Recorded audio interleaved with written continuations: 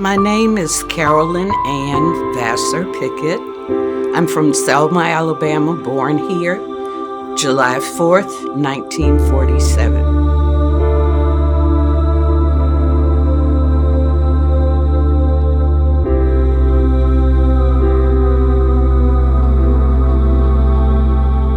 Growing up in Selma, for me, really was fun. I lived in a community on the west side of Selma that was very rich with our own history at that time. The block that I lived on was just down the street from where Dr. King would come and spend time with the Jackson family. Tons of stores, businesses, and just a very rich community. My dad was one of the first persons of color, black men, to become employed at Craig Air Force Base. He was a division leader there, a civilian person, but was over the packing and crating department. My mom was a teacher, always worked in the county school system between 2 or 3 different counties at the time. My sister and I were afforded a lot of opportunities. We took music lessons, we learned typing, we learned swimming, we learned dance. There were a lot of things that we were able to do just because of, I guess, what our parents did in terms of their finances. They were very frugal people. My parents also were owners of multiple properties, rental properties.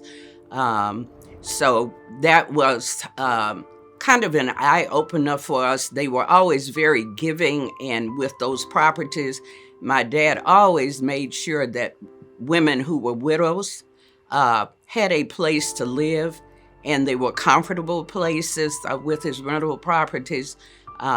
Sometimes we'd laugh because people would ask, "Can I have a doghouse?" And he would actually build a doghouse for their pets. My very first school experience before I reached school age was with my mom. I would travel with her to school. She taught in a one-room schoolhouse outside in Dallas County, but outside of Selma. And I was able to spend a lot of time there with her. So I guess what would be considered Head Start at this point, that was my Head Start experience.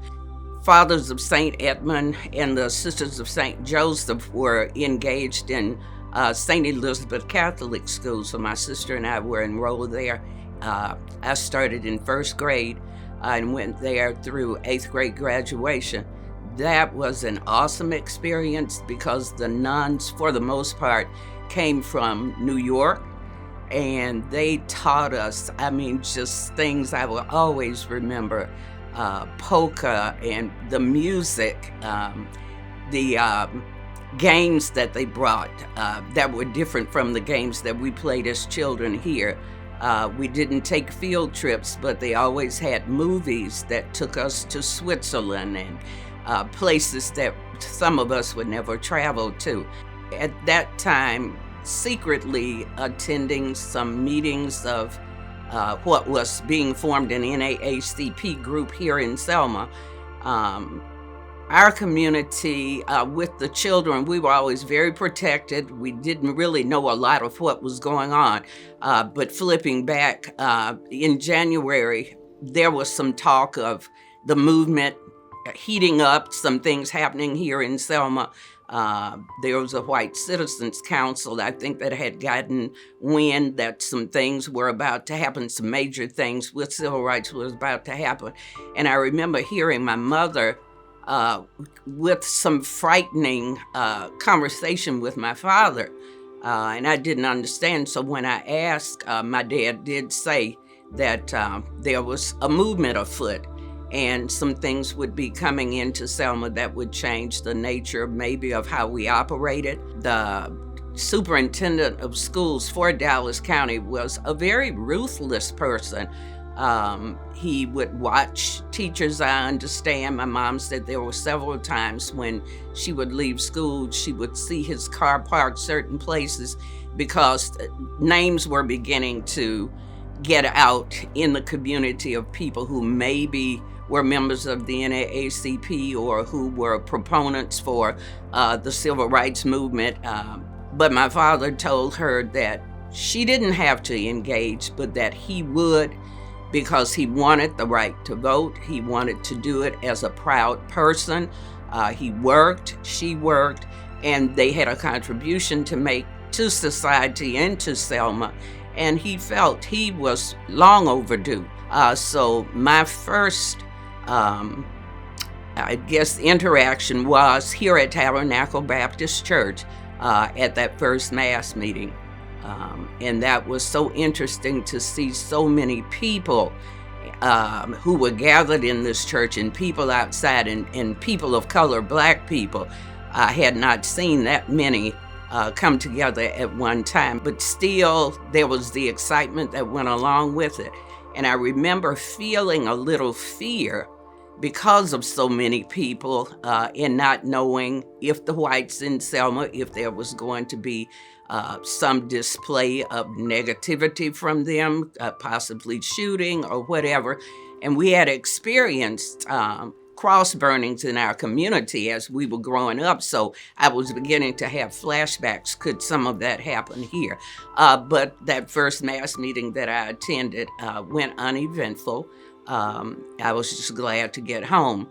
But going back to R.B. Hudson High, I can recall very vividly the day one of our, he was advanced, Charles Malden, was a year ahead of me, but he had started some conversation because he had been working with Dr. Lafayette and some of the others, and there was some conversation that there was some things we needed to do that could help support our parents. Our teachers, because they were always very open with us, they were always very encouraging, very supportive, just in our endeavors as students, making sure that what we were doing academically was on point, and always giving that encouragement and support and doing extra things after school.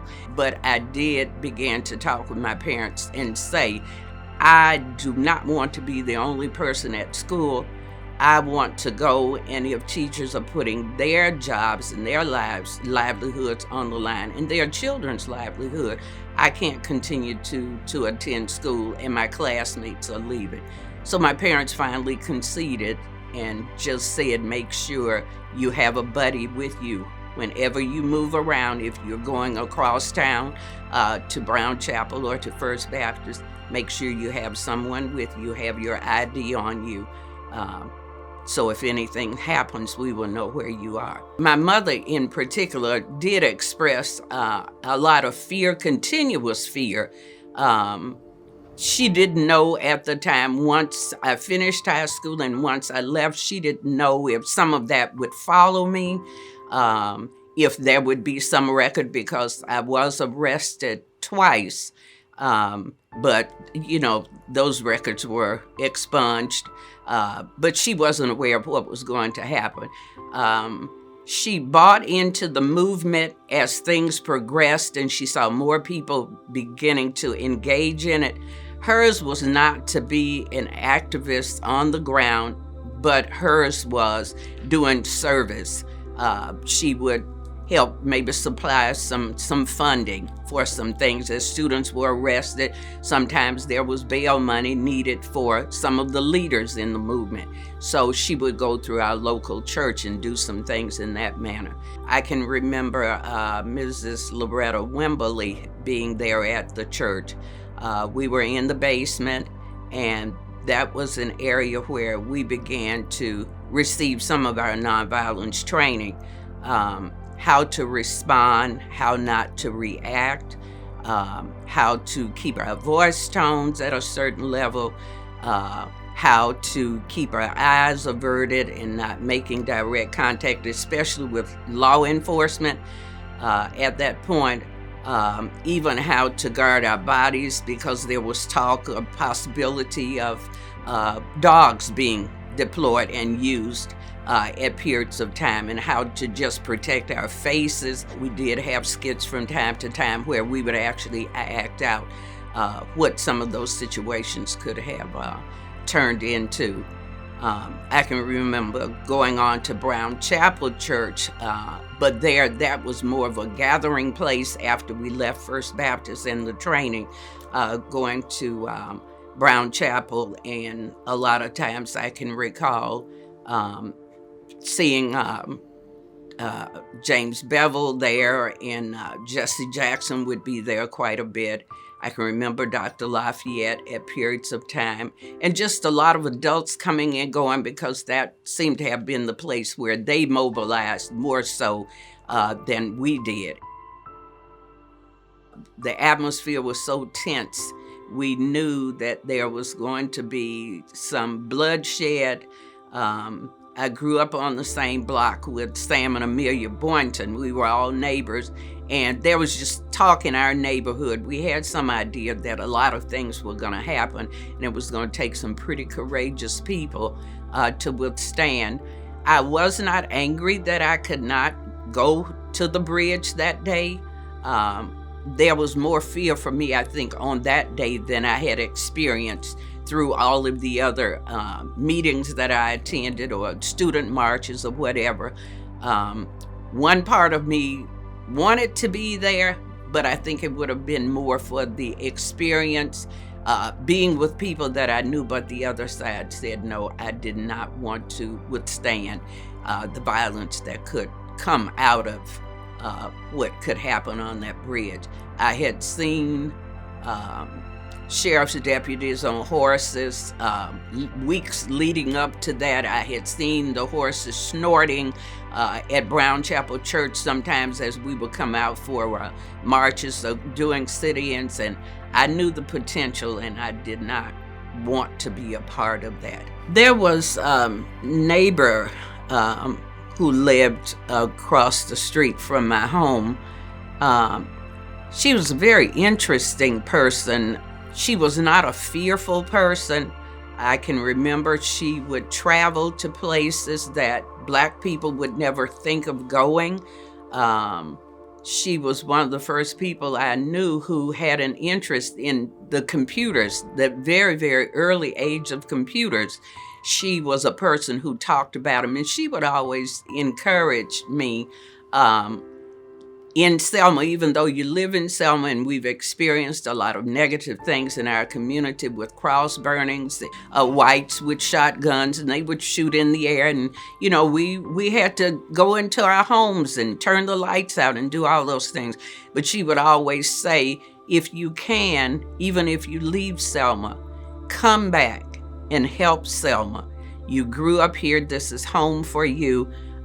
We may not have done all the things that maybe we could have done out of fear, but we know you all are going to be a generation that will help make some of these things come to fruition. I called her a prototype. She was not a stereotype at all. She's just a very unique individual.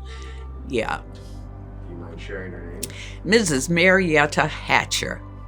Knowing the history of how people struggled, the sacrifices that they made for others to have the right to vote, it's imperative that history be told.